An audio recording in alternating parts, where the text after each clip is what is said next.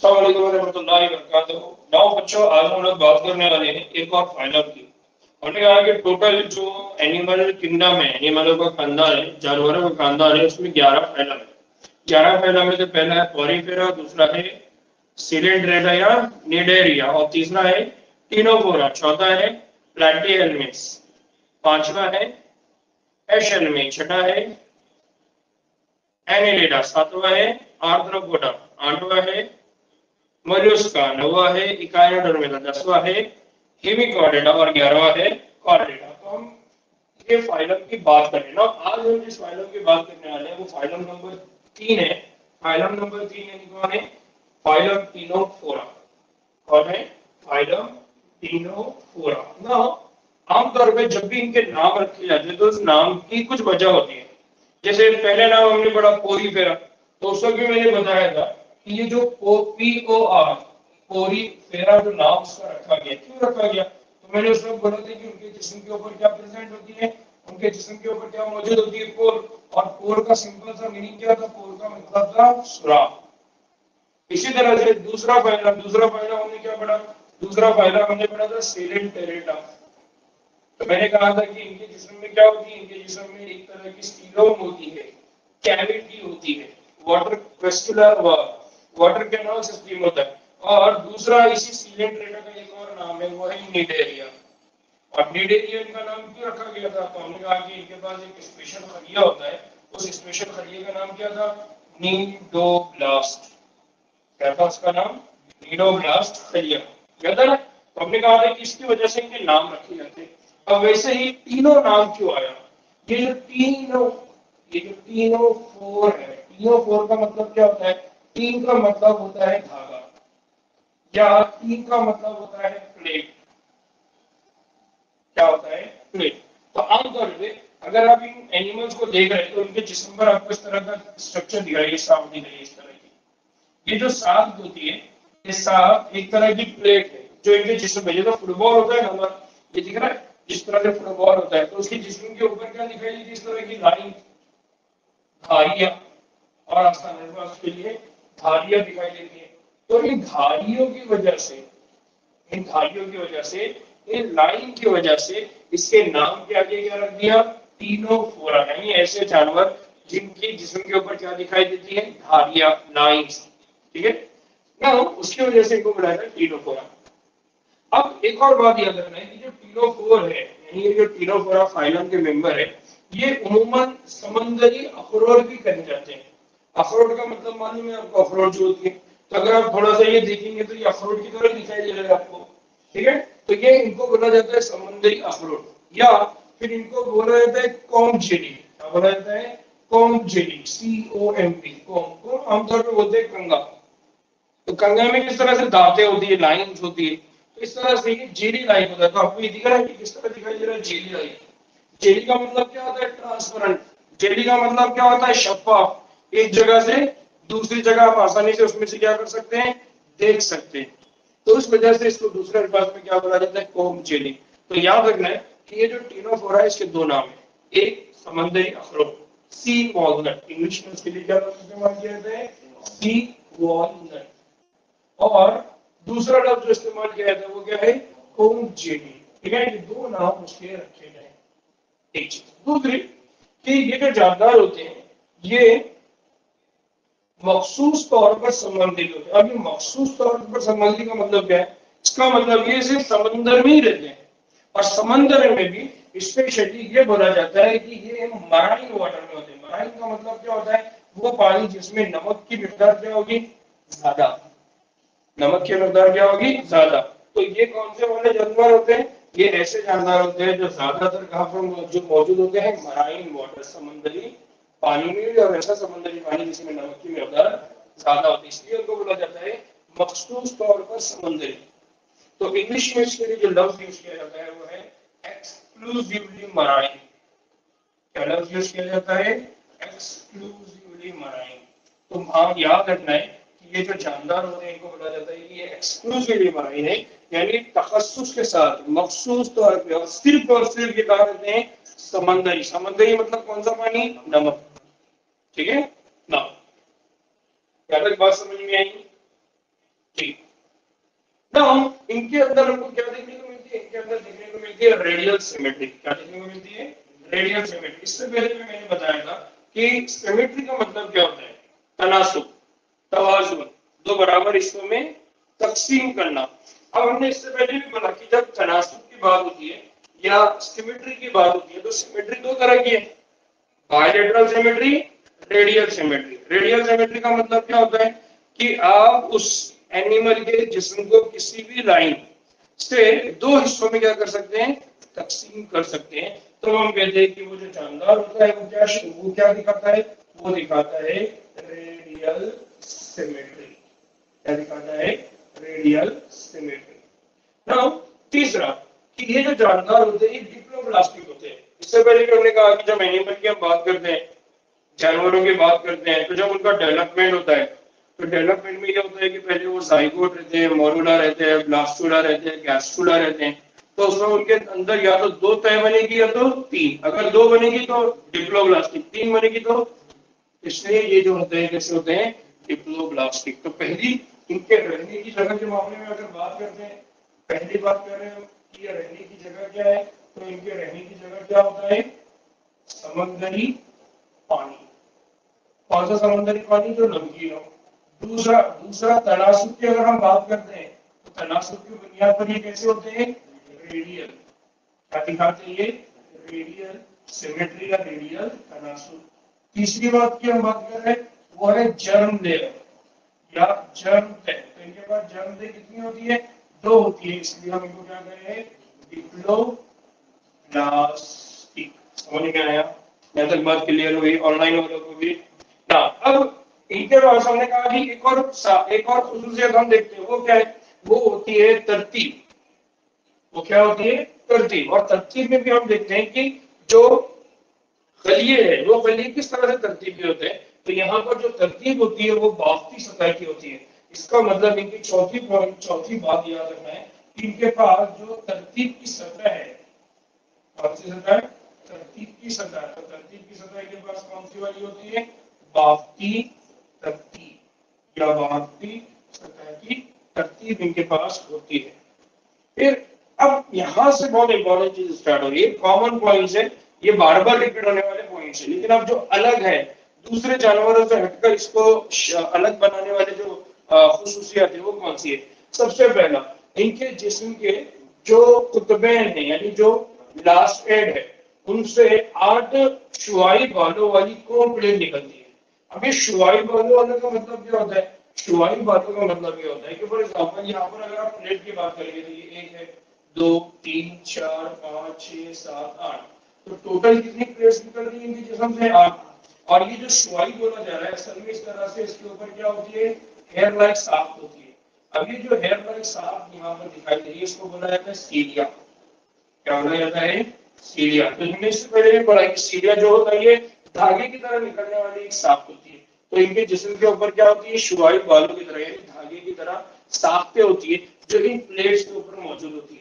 तो याद रखना है कि इनके पास कितनी प्लेट्स है, तो इनके ऊपर कितनी प्लेट्स है, 8। और उन 8 प्लेटों के ऊपर क्या मौजूद है, शुआई बालों वाली। नाउ ये शुआई बालों वाली जो प्लेट्स होती है उनको बोला जाता है कोम प्लेट्स। क्या बोला जाता है इनको, कोम प्लेट्स। तो ये जो आपको दिखाई दे रही है साफ, ये साफ को बोला जाता है कोम प्लेट्स। और इन्हीं साफ की वजह से इनका जो नाम पड़ा वो नाम क्या पड़ा, कोम शेलिंग। ठीक। अब सवाल ये आता है कि ये जो प्लेट्स इनके जिस्म पर आपको दिखाई दे रही है इसका काम क्या है।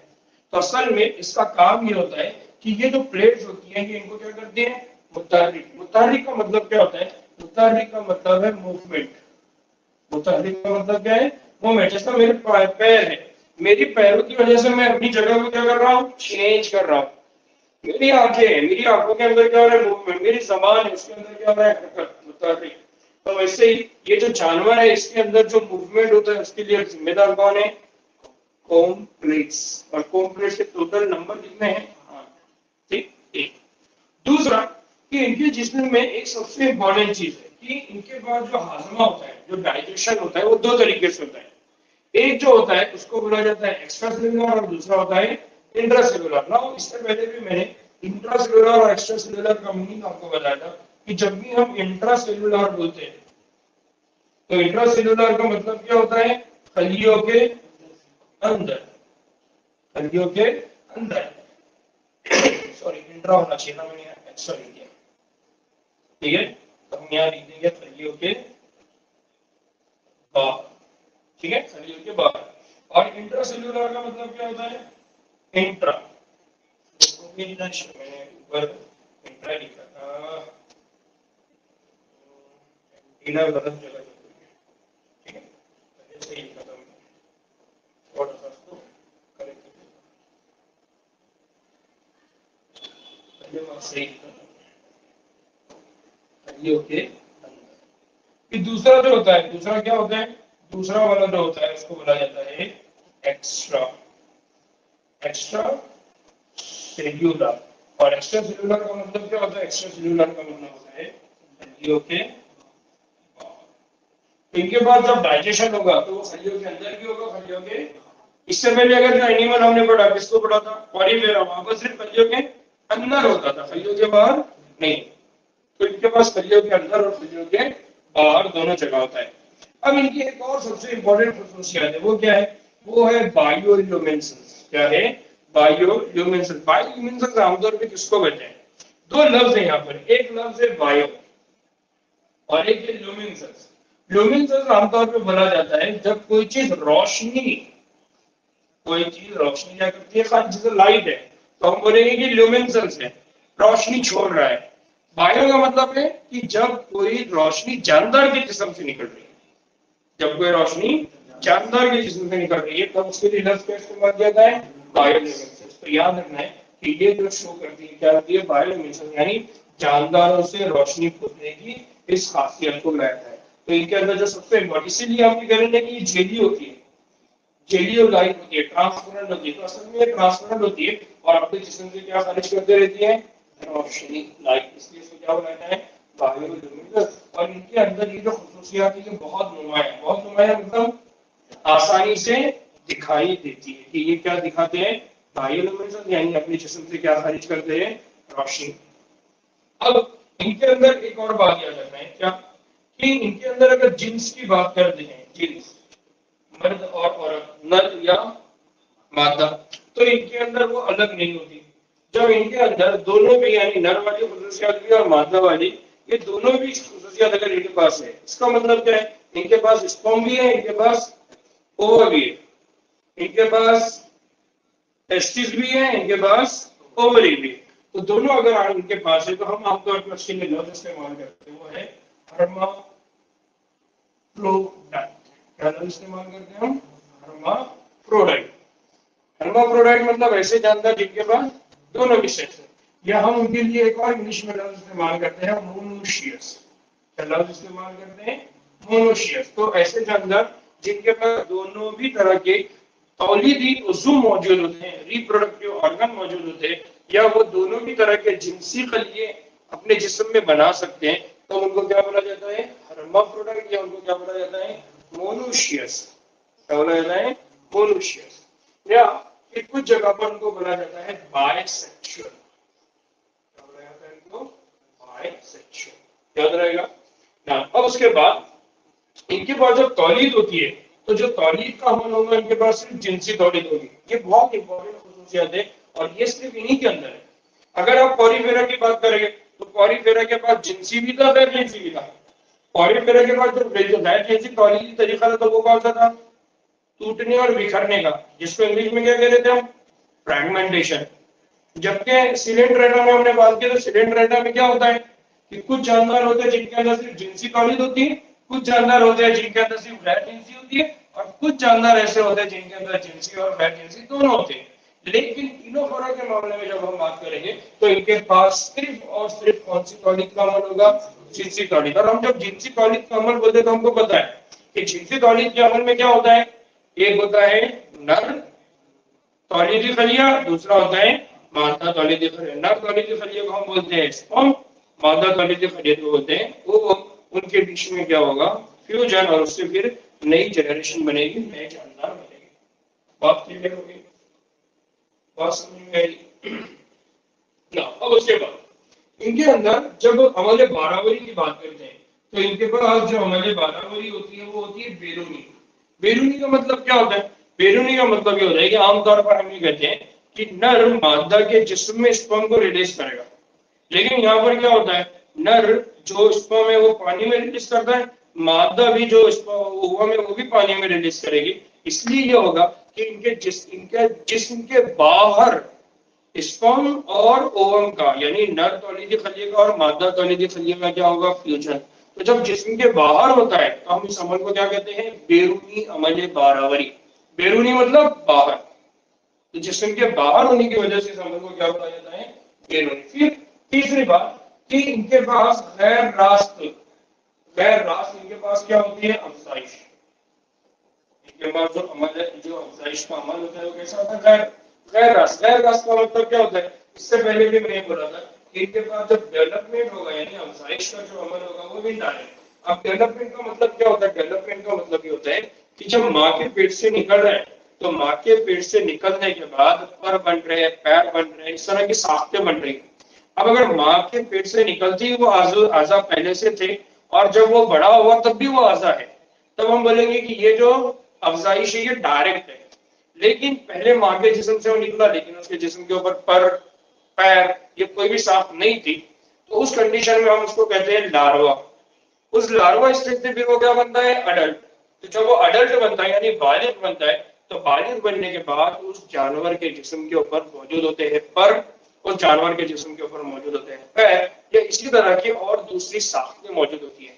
यानी इसका मतलब ये कि जब वो अडल्ट बनता है तो बहुत सारी साख्तें उसके जिस्म पे दिखाई देती है जो कि उसके फीटाल एम्ब्रियोनिक जुने या जब वो दुनिया में आया था वो सब उसके जिस्म पर मौजूद नहीं थी। तो इस तरह के अमल को हम क्या कहते हैं, गैर रास्त, या उसी तरह के अमल को हम कहते हैं इनडायरेक्ट डेवलपमेंट। तो आमतौर पे दो तरह से हम ये कहते हैं कि जो जानदार होते हैं वो दो तरह के डेवलपमेंट दिखाते हैं, दो तरह से अफजाइश दिखाते हैं। कुछ जानदार होते हैं जिनके अंदर रास्त तौर पे अफजाइश होती है, कुछ जानदार होते हैं जिनके अंदर गैर रास्त तौर पे अफजाइश होती है। रास्त तौर पे मतलब है डायरेक्ट, गैर रास्त का मतलब है इनडायरेक्ट। और इनडायरेक्ट में क्या होता है, इनडायरेक्ट में उनके अंदर एक स्टेज आती है, एक दर्जा आता है जिसको हम कहते हैं लार्वा। ठीक है ना, यहां तक बात समझ में आई?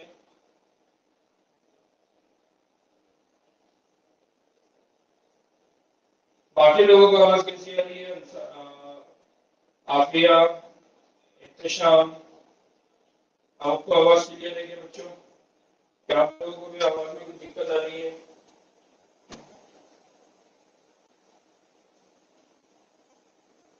ठीक। नाउ एक और लास्ट की जो मिसालें हैं, इनकी दो मिसालें, एक मिसाल है जिसको बोला जाता है पिलियोरोब्रैकिया, पिलियोरोब्रैकिया, और दूसरी एग्जांपल है इसको बोला जाता है टीनोप्लाना। क्या बोला जाता है, टीनोप्लाना। तो ये दो मिसालें बहुत ही अहम है, इनको याद रखना है कि इनके अंदर दो ही मिसालें, एक है पिलियोरोब्रैकिया और दूसरा है टीनोप्लाना। अगर आप क्वारीफेरा की बात करेंगे तो हमने वहां तीन एग्जांपल पढ़े थे, साइकॉन, स्पॉन्जिया, यू स्पॉन्जिया। उसी तरह से हमने जब सिलिंड्रेटा पढ़े तो वहां पर हमने 5 एग्जांपल पढ़े थे। उसमें से एक ओगे लिया था, दूसरा ऑरे लिया था, तीसरा जेलीफिश था, पांचवा चौथा एडेंशिया था, पांचवा फिसेलिया था, गॉर्गोनिया था, मैंड्रीना था। ये एग्जाम्पल है। अब याद रखिए कि इस पूरे सबक में जो सबसे अहम रोल होता है वो इन मिसालों का होता है। तो आपने क्या करना है, जैसे जैसे हम आगे बढ़ते जा रहे हैं वैसे वैसे मिसाल के लिए, मिसालों के लिए टेबल बना देना है। जैसे आप लोगों का पॉलीफेरा हुआ उसकी मिसालें आपने लिख दिया, जैसी सिलेंड्रेटा हुआ आपने उसकी मिसालें लिख दिया, फिर अभी जैसे टीनोफोरा हो गया तो उसकी मिसालें। इससे क्या होगा कि आपको मिसालें याद करने में और आगे चल के याद रखने में बहुत आसानी होगी। ठीक है, तो इस तरह का ये होमवर्क आप लोगों ने एक छोटा सा घर पे करना है।